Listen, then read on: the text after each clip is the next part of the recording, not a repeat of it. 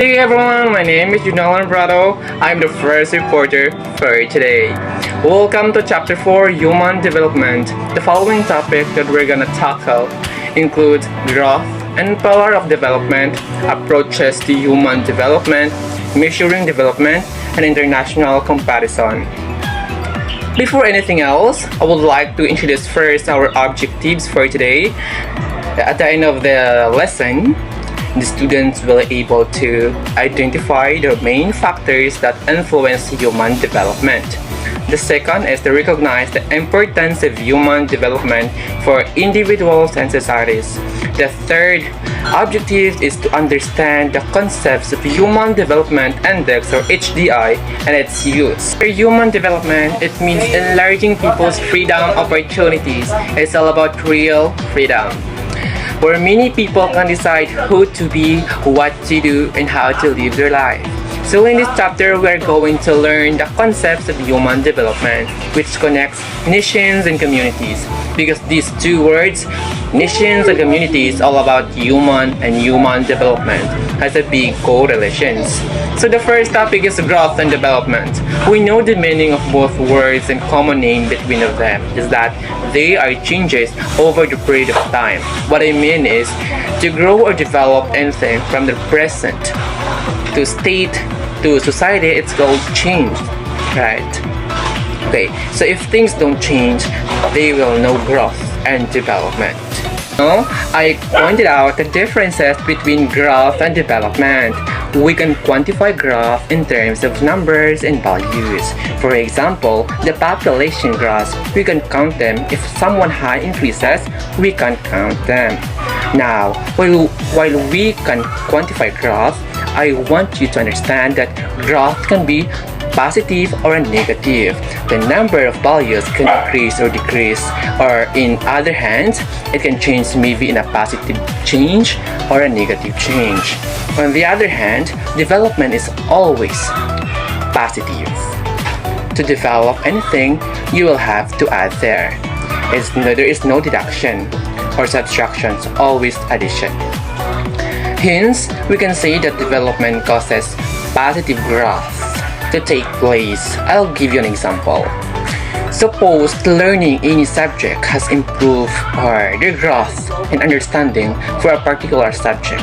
While there's a growth, meaning your learning curve is growing up, but you have to accept that growth accompanied by development, which means because of your development, your way of learning could be online video, extra materials or mock tests, whatever. Because of this development, learning methods, your understanding and the subject has growing up. I hope you have gained some fresh perspective about growth and development and also to use them. Now, there is something you need to understand. For a long time, the country's development was measured only in terms of economic growth. Means that the bigger economy of the country, the more developed has considered.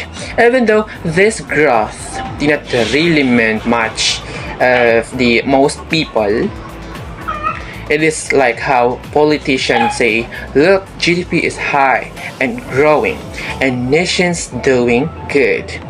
We are growing economy in the world. And all of those hyper words.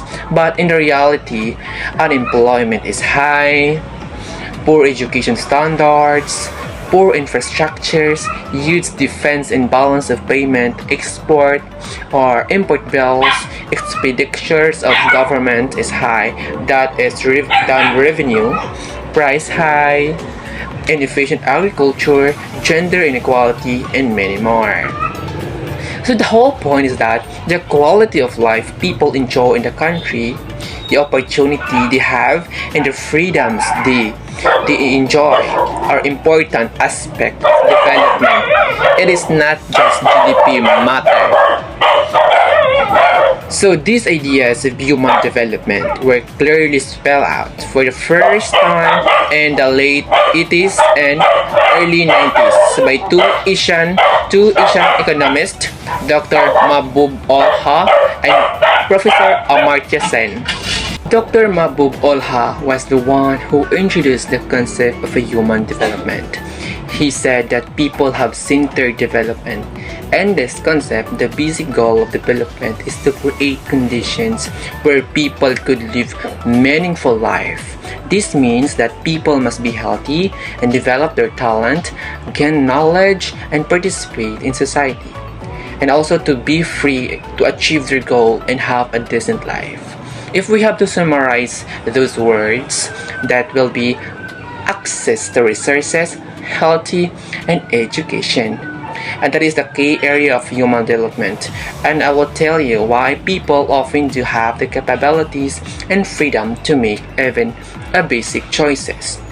Because of lack of knowledge, social discrimination, efficiency of institutions, and many other reasons. And further, many people are denied often living a healthy or decent life. If you notice, it is a vicious cycle, and we need to break this cycle. And be the best approach is to work on healthy education and access to resources, which I will enlarge their choices that will improve their life. And a very good teacher of mine once said to me, "Your choices define you." It is very much true. But those basic elements, health, education, and access to resources, have to be there of any society.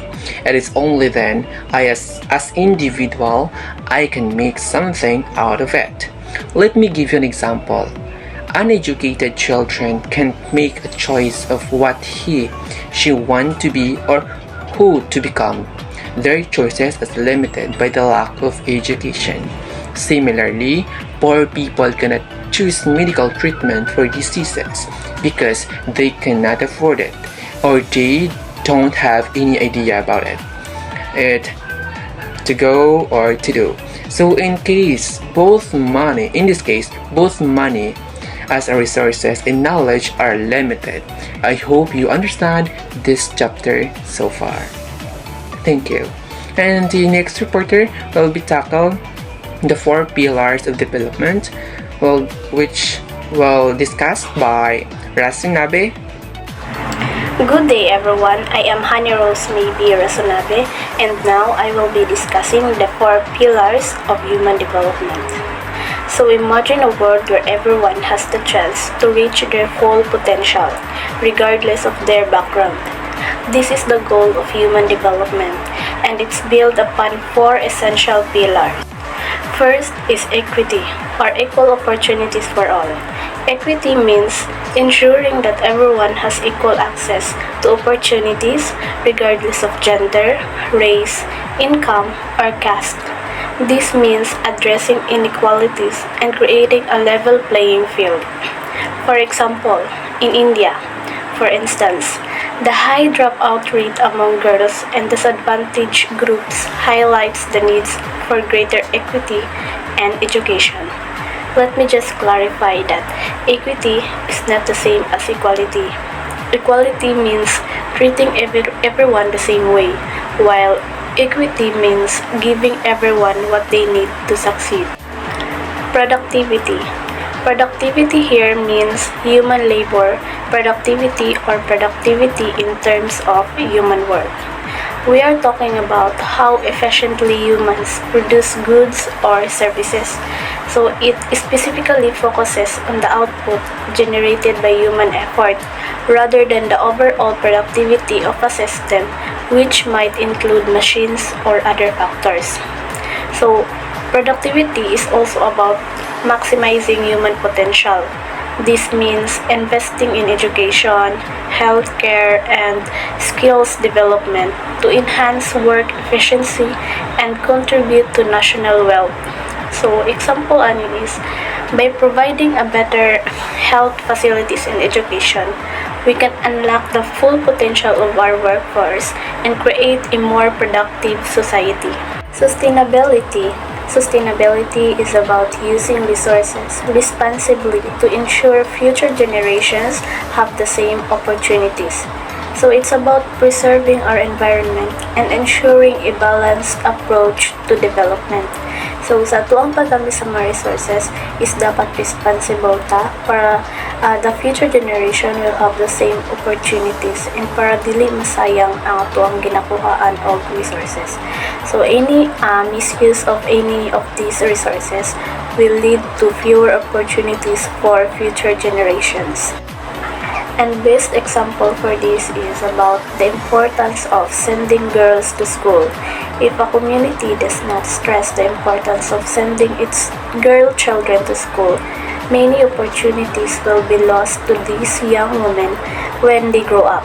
So their career choices will be severely curtailed and this would affect other aspects of their lives. So each generation must ensure the availability of choices and opportunities to its future generations. So last, empowerment. Empowerment or giving people a voice. Empowerment is about giving individuals the power to make choices and control their own destinies. It requires good governance, people-oriented policies, and a focus on empowering marginalized groups. For example, is community empowerment. So, example, a neighborhood organizing to improve local parks and public spaces. So, this empowers residents to take ownership of their community and make it a better place to live. So, in conclusion, these four pillars are interconnected and essential for achieving sustainable and equitable human development. By working together, we can create a world where everyone has the chance to thrive and reach their full potential. Hi everyone, we were going to discuss the approaches to human development. There are many ways looking at the problem of human development. Some of the important approach are the income approach, the welfare approach, basic needs approach, and the last is capability approach. The first approach is income approach. The income approach to human development is one of the oldest approaches. The income approach is built around the belief that development is linked to income. Therefore, the level of income a person has influences their level of freedom. The second approach is welfare approach. The welfare approach to human development considers human beings as the beneficiaries and not development participants. The welfare approach to development argues for a higher government expenditure in the following sectors: health, education, and amenities. Under the welfare approach, the government is solely responsible for increasing the standard of living and promoting development by increasing expenditure on welfare. The third approach is the basic needs approach. The basic needs approach to human development was proposed by the International Labour Organization. The 16 necessities identified under this approach are housing, water supply, sanitation, health, food, and education. The basic needs approach emphasizes the 6 sectors, as mentioned earlier, and ignores the question of human choices. The last approach is capability approach. The capability approach to human development is associated with acclaimed Indian economist Amartya Sen. Under the capability approach, the key to human development is building human capabilities in education, health, and accessibility of sources. Good day everyone, my name is Archminar G. Tayoni and we will discuss the measuring human development. There are 4 types of measuring human development. The first one is Human Development Index, the second one is Human Poverty Index, the third is United Nations Development Program, the last one is the Gross National Happiness. First is the Human Development Index. A human development is the measured through Human Development Index or tinatawag natin na HDI. which ranks the countries between 0 to 1 based on their performance in the key areas of health, education, and access to resources. It is the sum total of the weight assigned to health, education, and access to resources. Indicators to access knowledge. It is adult literacy rates in gross enrollment ratio and resources are measured in terms of purchasing power. The Human Development Index is like a report card for countries, ranking them based on how well people are doing in health, education, and living standard. It uses things like life expectancy, literacy rates, and income to see how well people are able to live healthy and productive lives. The higher the HDI score, the better countries is doing in these areas. And Human Poverty Index. This index measures the shortfall is human development. The index is based on the probability of not surviving till 40. Adult literacy rates, people not having access to clean drinking water, and number of underweight children. So the Human Poverty Index is like a measure of how many people are missing out on basic human development. It looks at things like how many people die before age 40, how many can't read, how many lack clean water, and how many children are malnourished. The higher the HPI score, the more people are facing these challenges. And the third one is United Nations Development Program. The United Nations Development Program o tinatawag natin na UNDP since 1990 publishes the Human Report by measuring the Human Development Index and Human Poverty Index. So the United Nations daw is the United Nations Development Program has been tracking human development since 1990 by publishing the Human Development Report, which includes the Human Development Index and the Human Poverty Index. The last one is the Gross National Happiness. This is the Gross National Happiness or tinatawag natin GNH, which is another measure of accessing human development, and Bhutan is the only country in the world to measure the country's progress through GNH. The GNH encourages the qualitative aspect of development. So, gross national happiness is a different way to measure country well-being, focusing on happiness and quality of life instead of just economic growth. Bhutan is the only country in the world that officially use GNH to track its progress. Let's proceed to international comparison. On comparing the human development of different countries, it's revealed that the size of the territory and per capita income are not directly related to human development. Smaller countries have done better than larger ones in human development. For comparisons, the countries are classified into 4 groups on the basis of human development scores earned by them. So when comparing how well people are doing in different countries, it's turned out that country size or how much money people make on average doesn't always tell the whole story. Smaller countries have sometimes done better than bigger ones when it comes to people well-being, and countries are often grouped together based on how well their people are doing. Human development categories, criteria, and countries. So, as you have seen the table, the Human Development Index categorized countries into 4 groups based on their level of human development, which is measured by factors like health, education, and living standard. Countries with very high HDI score above 0.793 have the highest level of human development, while those with low HD score below 0.522 have the lowest. So countries with very high human development index score score above 0.793 are considered to have top-notch education and healthcare system, making them government priorities.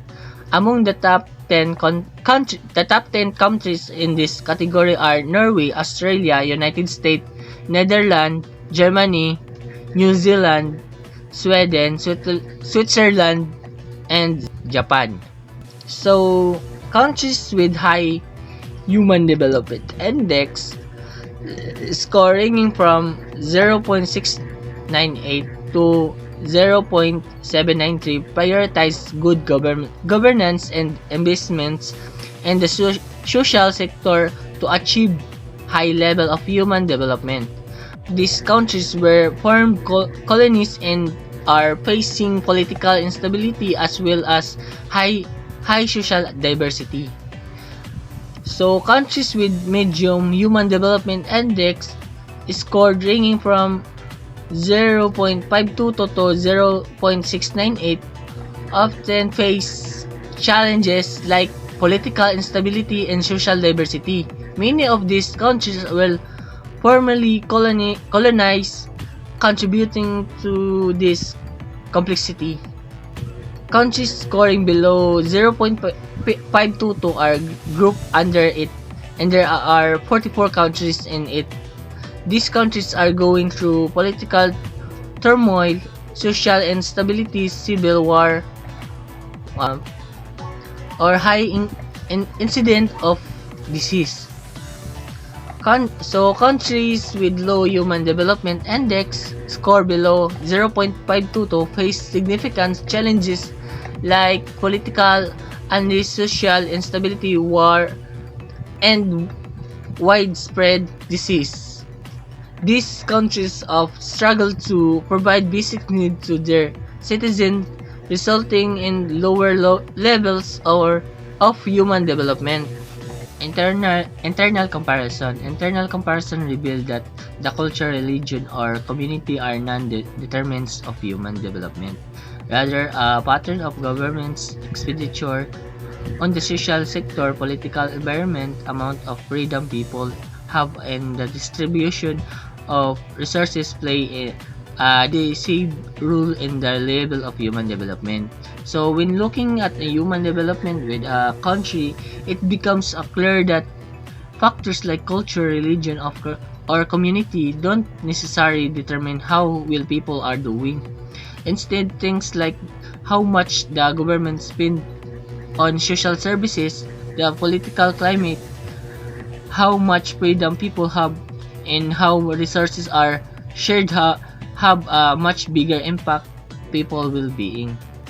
So that's the end of my discussion. Thank you.